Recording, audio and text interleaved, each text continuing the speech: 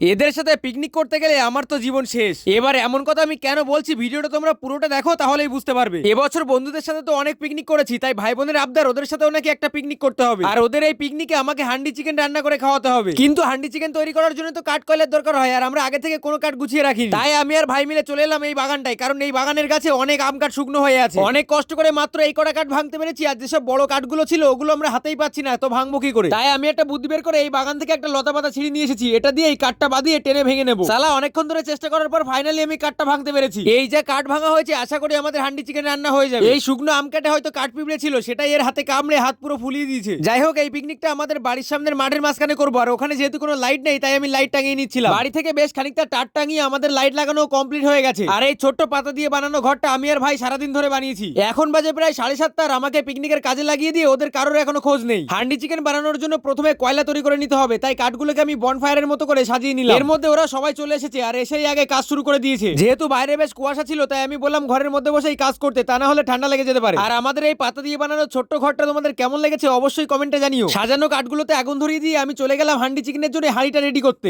মাটির হাঁড়ির নিচে একটু কাদা মাখিয়ে সেটাকে আগুনের ধারে রেখে দিলাম, কারণ আগে থেকে হাঁড়িটা একটু গরম না করে নিলে হঠাৎ আগুনের মধ্যে দিলে হাঁড়িটা ফেটে মাংস সব নিচে পড়ে যেতে পারে। হাঁড়ি তো রেডি হয়ে গেছে, এবার আমাদের মাংসটাকে রেডি করতে হবে। তাই ভালোভাবে মাংসগুলোর জল ঝরিয়ে আগে থেকে তৈরি করা মশলা সব ওর মধ্যে দিয়ে দিলাম। এবার তোমাদের আমি একটা কথা বলে রাখি, এর আগে আমি কখনো হান্ডি চিকেন বানাইনি, তাই ভয় লাগছিল মাংসগুলো যদি খাওয়া না যায় তাহলে তো আমার কপালে দুঃখ আছে। যাই হোক, যা হবে দেখা যাবে। তাই বলে সমস্ত মশলাগুলোকে একে একে দিয়ে মাংসগুলোকে ভালোভাবে মেখে নিলাম। তারপর গরম হাঁড়ির ভিতরে একটু তেল দিয়ে সারা গায়ে লাগিয়ে তার ভিতরে একটা তেজপাতা আর দুটো শুকনো লঙ্কা দিয়ে দিলাম। এবার আগে থেকে মাখিয়ে রাখা মাংসটা পুরোটা হাঁড়ির ভিতরে দিয়ে হাঁড়ির মুখটা ভালোভাবে বন্ধ করে দিতে হবে। তাই হাঁড়ির মুখটা একটা মাটির সরা দিয়ে ঢেকে তার চারিদিকে আটা মেখে দিয়ে দিলাম। এবার এই হাঁড়িটাকে আগে থেকে যে কাঠকয়লা বানিয়ে রেখেছিলাম সেই আগুনের ভিতরে বসিয়ে দিলাম। এবার এখানেই আমাদের একটু ভুল হয়েছিল, যেহেতু আমরা মাংসের ভিতরে কোনো জল দিইনি আর হাঁড়িটা ধরে সোজা আগুনের ভিতরে বসিয়ে দিয়েছিলাম, তাই হাঁড়ির যে পাশটায় ডাইরেক্ট আগুন পেয়েছিল সেখানটাতে হালকা একটু পুড়ে গেছিল। ওরা তো যে যার মতো ঘরের মধ্যে বসে মজা করছে, আর আমার এখানে টেনশন হচ্ছিল মাংসটা খাওয়া যাবে কিনা তাই নিয়ে। যেহেতু হাঁড়ির ঢাকনাটা তুলে আমি ঘোরাতে পারছি না, তাই নিচে থেকে কিছু কাঠকয়লা তুলে সরার উপরে দিয়ে দিলাম, যাতে উপর দিকটাও ঠিকঠাক করে সিদ্ধ হয়। কিছুক্ষণ হাঁড়িটা আগুনের উপরে থাকার পর হালকা হালকা পোড়া পোড়া গন্ধ বেরোচ্ছিল, তাই আমি বের করে নামিয়ে দেখছিলাম যে ঠিকঠাক আছে নাকি। হাঁড়িটা খুলে দেখি মাংসটা একদিকে লেগে গেছে, তাই একটু হাতা দিয়ে ঘুটিয়ে তার ভেতরে জল দিয়ে দিলাম। তারপর আবার হাঁড়িটা ঢাকনা আটকে বাঁশ দিয়ে ধরে সেটাকে আবার আগুনের উপর দিয়ে দিলাম। এই সময় কেউ হাঁড়িটা হাত দিয়ে ধরার চেষ্টা করবে না, কারণ হাঁড়িটা এতটাই গরম ছিল হাত দিলেই পুরো হাতটা পুড়ে যাবে। এখন বাজে প্রায় 10টা, আর আমার হান্ডি চিকেন আর ভাত রান্না হয়ে গেছে। তাই সবাই মিলে এখন একসাথে আমাদের এই পাতা দিয়ে বানানো ঘরের ভিতরে খেতে বসে পড়লাম। আর এই দেখো আমাদের হান্ডি চিকেনের কালারটা কত সুন্দর এসেছে। মাংসটা যেমন দারুণ সিদ্ধ হয়েছে ঠিক তেমন হয়েছে খেতে। তাই আর দেরি না করে সবাইকে ভাগ করে দিয়ে আমি নিয়ে খেতে বসে পড়লাম। আমরা সবাই মিলে এক জায়গায় বসে খেতে খেতে খুব মজা করছিলাম। আর হ্যাঁ, তোমাদের বলছি এরকম ব্লগ দেখার জন্য অবশ্যই ফলো করতে ভুলবে না।